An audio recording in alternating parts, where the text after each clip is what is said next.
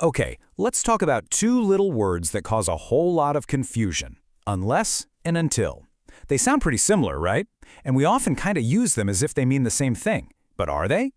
Let's find out if this is a common grammar mistake you might be making without even realizing it. So to get us started, here's a little puzzle. Take a look at this sentence. I'm not going to propose blank. I'm earning $100,000. Now, which word do you think fits in that blank?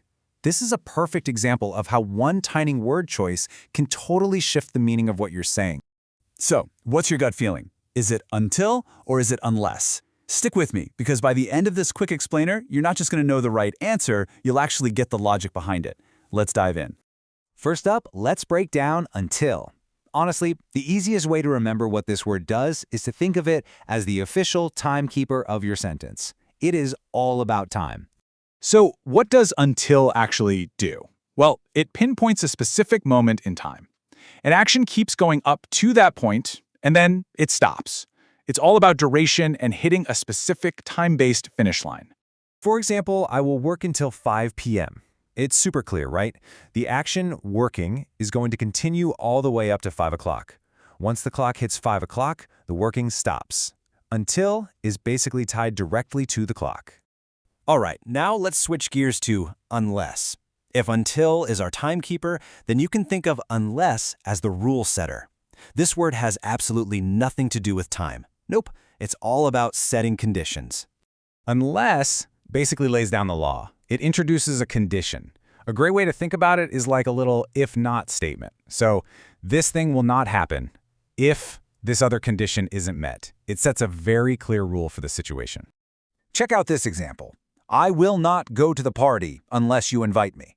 My going to the party is completely 100% dependent on just one thing. I have to get an invitation. No invite, no party. It's a simple rule. And notice, there's no time involved here at all. See the difference? Okay, so let's put these two ideas right next to each other. This is really where the difference pops and becomes super obvious. It all comes down to asking one of two very different questions. Here's the trick. This is the whole thing in a nutshell. When you're thinking about until, you should ask yourself the question, for how long? The answer is always going to be about time. But for unless, the question is, what if? The answer is always going to be a condition. That's it. That's the mental shortcut you can use every single time. And now that we have our tools, our timekeeper, and our rule setter, let's circle all the way back to that original puzzle and finally put it to rest. So what happens when we plug our words in? Well, if you say, I'm not going to propose until I'm earning $100,000, you're making it a matter of time. The proposal is coming, it's just a waiting game until that salary goal is hit.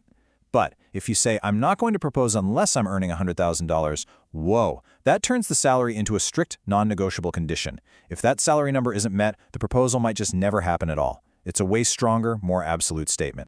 And you know, this really brings us to the most critical takeaway. While you might hear people use these words interchangeably in casual chats, it's a huge mistake to do that in any kind of formal setting. Seriously, think about legal documents or business contracts. The difference between a time-based deadline and a hard and fast condition could mean everything. They are two very different words with two very distinct jobs. So let's recap it all with your new rulebook. It's simple. Until equals time. Unless equals condition. The quick mental check, just ask yourself, for how long versus what if? And always, always remember, when clarity and precision really count, getting this right is absolutely essential. So there you have it. You have now mastered unless versus until. But before you go, here's a final thought for you. What's another pair of words that always makes you stop and think for a second? Because, getting these little details right is what makes communication clear and, well, powerful. Thanks for tuning in.